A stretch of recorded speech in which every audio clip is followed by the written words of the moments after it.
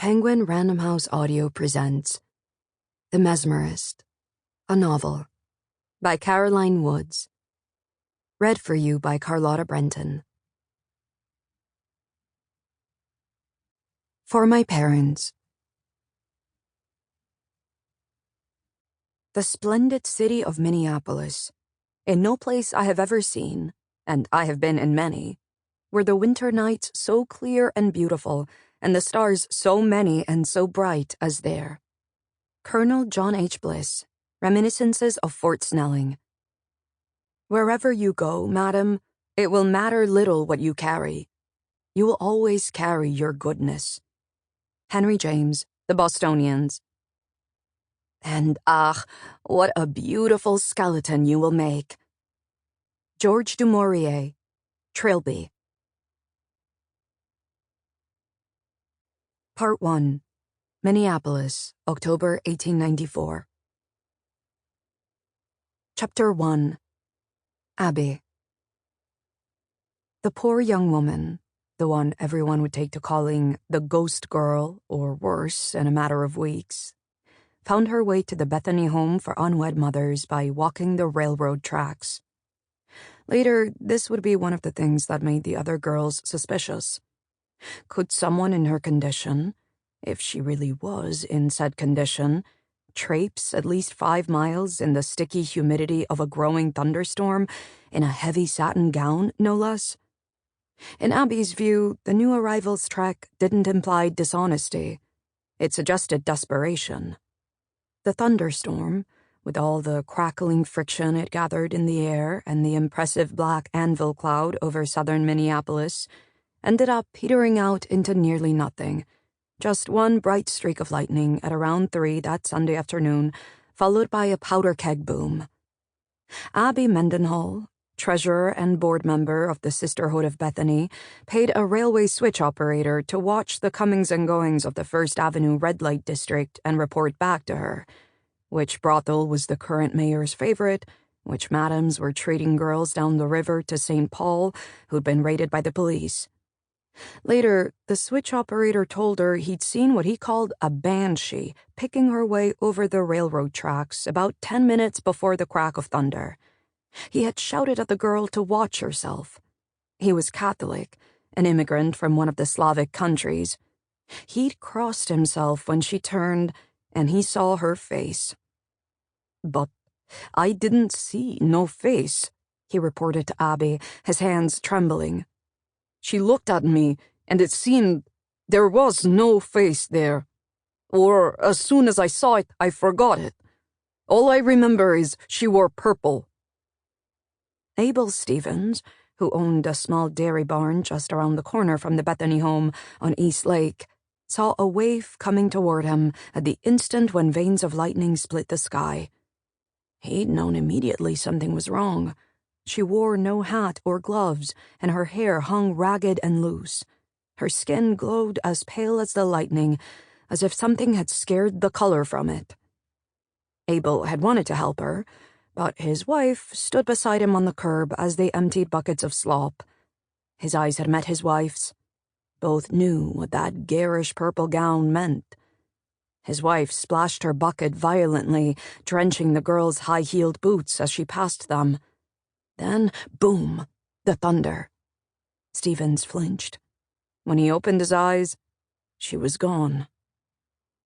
As for Abby, she'd been in the Bethany Home's parlor with Mrs. Van Cleve and the 2 male callers when the storm made its one announcement.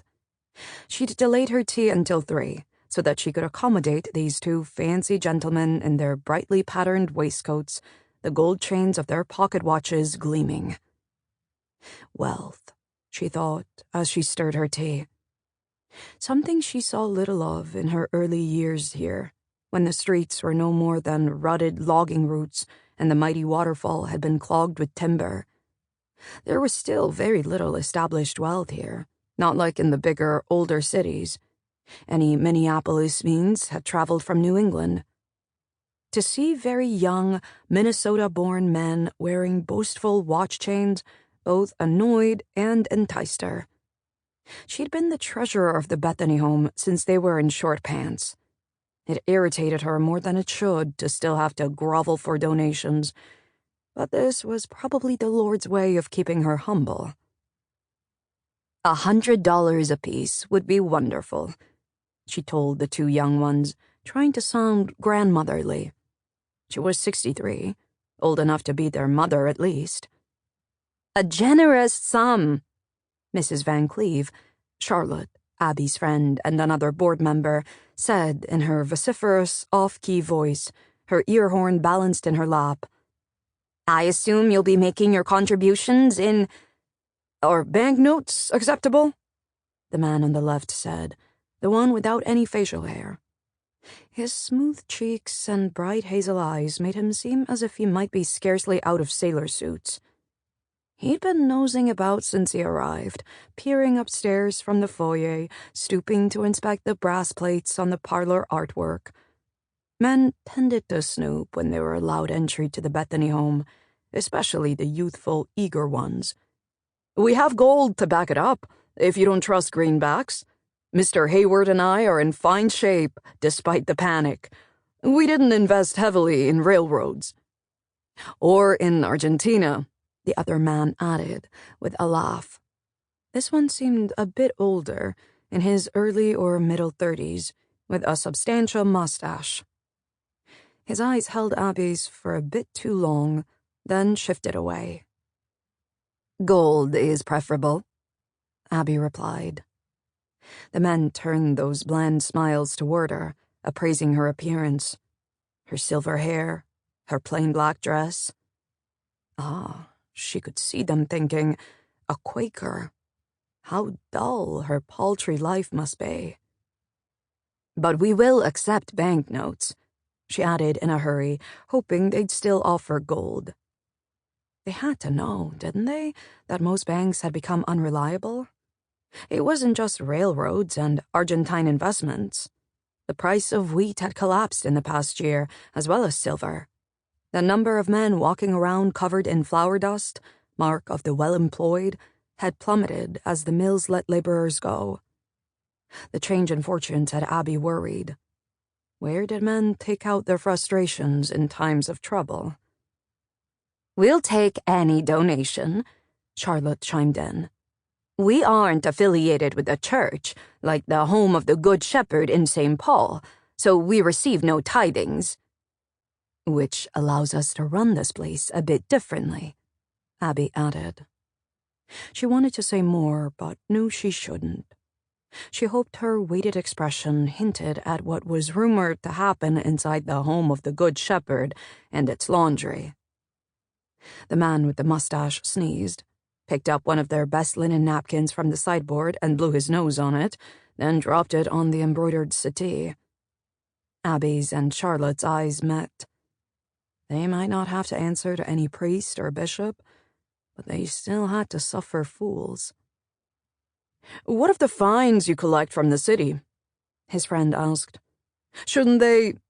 We do, however, collect 2/3 of the fines the city imposes on prostitutes and madams, Charlotte continued, as if she hadn't heard his question. Abby took a sip of Ceylon and hid her smile in her teacup. Impossible to tell, sometimes, whether Charlotte hadn't heard someone or if she simply wanted to interrupt. Doesn't that compromise your mission? The man pressed Charlotte, a little smile lifting one side of his mouth. You want an end to the social evil, yet you're reliant on its continuation for your survival. Our mission isn't confined to ending the social evil, Abby replied. The edges of her ears had grown hot. It's also to house, feed, and care for any unwed mother, then send her on her way with the means to support herself. The man grinned. You're saying there's always going to be gals getting themselves in trouble, whether they're sporting women or not. Abby looked to Charlotte, who set down her ear horn. We're saying that if we could persuade the city to impose the fines on men, and it's 4 of every 5 men, mind you, who have visited a brothel at least once, instead of the girls, we would. The room went blue-white with lightning. God himself putting in. Sample complete. Ready to continue?